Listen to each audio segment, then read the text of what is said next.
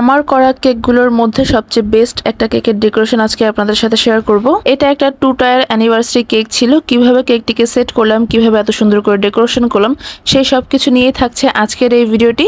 আসসালামু আলাইকুম, welcome to our cake বাড়ি। আশা করছি সবাই খুব ভালো আছেন। কেকের নিচের লেয়ারটা ছিল authentic red velvet cake with cream cheese frosting. বোর্ডের উপরে বেশ খানিকটা ক্রিম লাগিয়ে তার উপরে প্রথম লেয়ারের কেকটি বসিয়ে দিয়েছি। এরপরে এখানে কিছুটা পরিমাণে মিল্ক সিরাপ দিয়ে দিয়েছি। এটা যেহেতু একটা অথেন্টিক ভ্যানিলা কেক, সেক্ষেত্রে এখানে না দিলেও চলে, তবে আমি দিয়েছি যাতে করে কেকটা আরো বেশিক্ষণ সফট থাকে। এই তো এবার এর উপরে ক্রিমের লেয়ার দিয়ে দিচ্ছি। এটা হচ্ছে cream cheese frosting. Red velvet কেকের সাথে কিন্তু ক্রিম চিজ ফ্রস্টিংটাই সবচেয়ে ভালো যায়। ক্রিমটা দেওয়ার পরে প্যালেট নাইফ দিয়ে স্মুথ করে এবার এর উপরে আমরা আরো একটি লেয়ারের কেক বসিয়ে দিচ্ছি।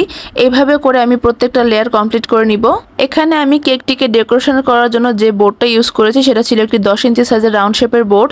নিচের টায়ারের কেকটিকে আমি 7 ইঞ্চি সাইজের রাউন্ড শেপের মোল্ডে বেক করেছিলাম এবং উপরের টায়ারের কেকটিকে আমি 5 ইঞ্চি সাইজের রাউন্ড শেপের মোল্ডে বেক করে নিয়েছিলাম। এই তো কেকের একদম লাস্ট লেয়ারটা বসিয়ে দিলাম। লাস্ট লেয়ার বসানোর পরে কেকটিকে এবার ক্রাম কোটিং করে নিব। কেকটিকে ক্রাম কোটিং করার পরে কিছুক্ষণ ফ্রিজে রেখে সেট করে নিতে হবে। এরপরে ফাইনাল লেয়ারের ক্রিম অ্যাপ্লাই করতে হবে। এই যে আমি কেকটিকে ক্রাম কোটিং করার পরে ফ্রিজে আধা ঘন্টার মতো রেখে সেট করে নিয়েছিলাম। এবার কেকের উপরে ফাইনাল লেয়ারের ক্রিম অ্যাপ্লাই করে দিচ্ছি। এই কেকগুলোকে আমি একটু হাইটের মধ্যে করতে চেয়েছিলাম, যার জন্য আমি 4টা লেয়ারের কেকটাকে করেছি। দেখতেই পাচ্ছেন কেকটা কিন্তু মিডিয়াম হাইটের একটা কেক হয়েছিল। যাই হোক, এখানে আমি কেকটিকে ফিনিশিং দিয়ে দিচ্ছি। এই কেকটাকে আপনারা যত ভালোভাবে ফিনিশিং দেবেন, কেকের ডেকোরেশন কিন্তু ঠিক ততটাই ভালোভাবে ফুটে উঠবে। প্রথমে হালকা হাতে চেপে চেপে ক্রিমটাকে কেকের সাথে সেট করে দিচ্ছি। এরপরে উপরে যে এক্সট্রা ক্রিমটা উঠে আসবে সেটাকে সরিয়ে নিতে হবে এবং বারবার প্যালেট নাইফটাকে ক্লিন করে এরপরে ফিনিশিং এর কাজটি করতে হবে। এখানে একটি স্ক্র্যাপার দিয়ে আমি কেকটিকে ফাইনাল ফিনিশিং দিয়ে দিচ্ছি। এই ধরনের স্ক্র্যাপার দিয়ে কেক কিন্তু খুব স্মুথলি ফিনিশিং দেওয়া যায়। একই সাথে আমি কেকের উপরটাতেও কিন্তু ফিনিশিং দিয়ে দিচ্ছি। এই তো দেখতেই পাচ্ছেন কেকের সাইডটা কিন্তু একদম স্মুথ হয়ে গিয়েছে। এবার প্যালেট নাইফ দিয়ে কেকের সাইডে আমি একটি স্পাইরাল ডিজাইন করে দিচ্ছি। কিভাবে ডিজাইনটি করছি একটু খেয়াল করে দেখলেই বুঝতে পারবেন। সেম ভাবে কেকের উপরের অংশতেও আমি স্পাইরাল ডিজাইন করে দিচ্ছি। এই তো দেখতেই পাচ্ছেন কেকটাতে ফিনিশিং দেওয়া কমপ্লিট হয়ে গিয়েছে। এবার এই অংশটাকে আমরা ফ্রিজিং করে নিব, ভালোভাবে সেট করে নিতে হবে।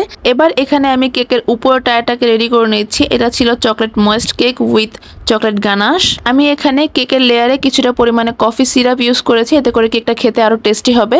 এই তো এখানে কেকের লেয়ারে ক্রিমের উপরে আমি গানাশ দিয়ে দিচ্ছি। বেশি করে গানাশ দেওয়া হবে যাতে করে কেকটা খেতে আরো অনেক বেশি মজাদার হবে। গানাশটা দেওয়ার পরে প্যালেট নাইফ দিয়ে ভালোভাবে স্প্রেড করে দিতে হবে চারদিকে। এইভাবে করে আমি প্রত্যেকটা লেয়ার কমপ্লিট করে নিচ্ছি। এই কেকটাতেও আমি 4টা লেয়ার করেছিলাম। এই কেকটাকে আমি 5 ইঞ্চি সাইজের রাউন্ড শেপের মোল্ডে বেক করেছিলাম। এই তো কেকের প্রত্যেকটা লেয়ার আমি সেম ভাবে কমপ্লিট করে নিয়েছি। এরপরে কেকটাকে আমি ক্রাম কোটিং করে নিয়েছি। ক্রাম কোটিং করার পরে কেকটাকে ফ্রিজে রেখে কিছুক্ষণ সেট করার পরে এবার কেকের উপরে আমরা ফাইনাল লেয়ারের ক্রিম অ্যাপ্লাই করছি। এখানে কেকটিকে আমি হোয়াইট কালার ক্রিম দিয়ে কভার করে দিচ্ছি।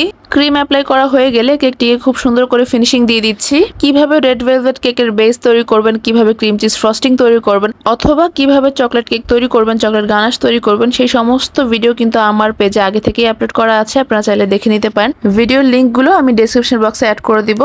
আর আপনারা যারা আমার কাছে কেক অর্ডার করতে চান তারা আমার ফেসবুক পেজ কেক বাড়িতে ইনবক্স করতে পারেন। বিভিন্ন ধরনের ফ্লেভার এবং ডিজাইনের কেক কিন্তু আমাদের কাছে পেয়ে যাবেন। আপনারা আপনাদের পছন্দ মতন যে কোনো ধরনের ফ্লেভার এবং ডিজাইনের কেক কাস্টমাইজ করেও নিতে পারবেন।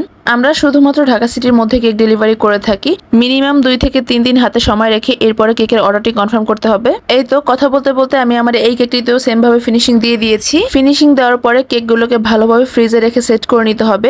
ওভারনাইট সেট করতে হবে, এতে করে কেকগুলোকে ভালোভাবে একটার উপর একটা বসানো যাবে। প্রথমে কেকটাকে বোর্ড থেকে ছাড়িয়ে এরপর প্যালেট নাইফ দিয়ে তুলে নিতে হবে। এই কাজটি খুবই সাবধানের সাথে করতে হবে।